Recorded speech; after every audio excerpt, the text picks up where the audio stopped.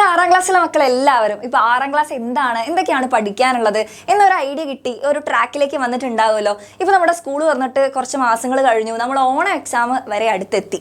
അപ്പോൾ ഇങ്ങനെയുള്ള സമയത്ത് നമ്മുടെ 5ാം ക്ലാസ്സിൽ നിന്ന് 6ലേക്ക് വന്ന സമയത്ത് വലിയൊരു മാറ്റമാണ് നിങ്ങൾ ഫേസ് ചെയ്തിട്ടുണ്ടാവുക. സിലബസിൻ്റെ മാറ്റവും പുതിയ ഒരുപാട് കാര്യങ്ങൾ നിങ്ങൾക്ക് പഠിക്കാൻ വേണ്ടിയിട്ടുണ്ട്. 5ാം ക്ലാസ്സിൽ നിങ്ങൾ കുറച്ച് കുഞ്ഞു കാര്യങ്ങളായിരുന്നു പഠിച്ചിട്ടുണ്ടായിരുന്നത്.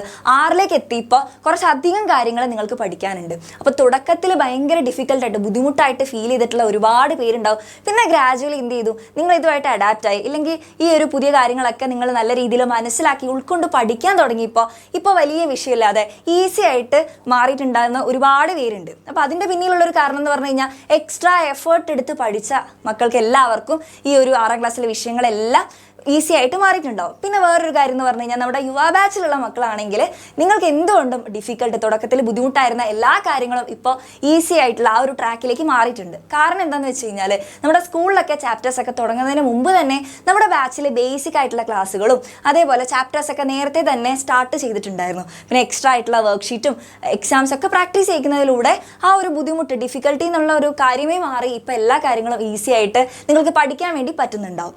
പക്ഷേ നമ്മുടെ എക്സാമിനറിൻ്റെ എല്ലാ ഫാക്കൽറ്റീസിൻ്റെയും ആഗ്രഹം എന്ന് പറയുന്നത് എല്ലാ മക്കൾക്കും ഇതേപോലെ തുടക്കത്തിൽ ബുദ്ധിമുട്ട് ഇപ്പോഴും ബുദ്ധിമുട്ട് എന്നുള്ളൊരവസ്ഥ മാറി ഇപ്പോൾ എല്ലാ കാര്യങ്ങളും ഈസി ആയിട്ട് പഠിക്കാൻ പറ്റണം എന്ന് തന്നെയാണ് നമ്മുടെ എല്ലാവരുടെയും ആഗ്രഹം. അപ്പോൾ അങ്ങനെയുള്ള മക്കൾക്ക് വേണ്ടിയിട്ട് ഇപ്പോഴും 6ാം ക്ലാസ്സിനെ ഡിഫിക്കൽട്ടി ഇല്ലെങ്കിൽ ബുദ്ധിമുട്ടോടെ നോക്കിക്കാണുന്ന എല്ലാവർക്കും വേണ്ടിയിട്ടുള്ളൊരു സ്പെഷ്യൽ ആയിട്ടുള്ളൊരു സർപ്രൈസ് ആണ് പറയാൻ പോകുന്നത്. അപ്പോൾ നിങ്ങൾക്ക് വേണ്ടിയിട്ട് ഒരു ഓണം എക്സാം സ്പെഷ്യൽ ആയിട്ടുള്ളൊരു ഓഫർ കൊണ്ടുവന്നിട്ടുണ്ട്. നമ്മുടെ യുവ ബാച്ചിൻ്റെ ഫീസ് എന്ന് പറയുന്നത് 1,999 ആയിട്ട് റെഡ്യൂസ് ചെയ്തിട്ടുണ്ട്. അപ്പോൾ നമ്മുടെ പഴയ ഫീ എന്ന് പറയുന്നത് നിങ്ങൾക്ക് നോക്കിയാൽ അറിയാം 2,499 ആയിരുന്നു.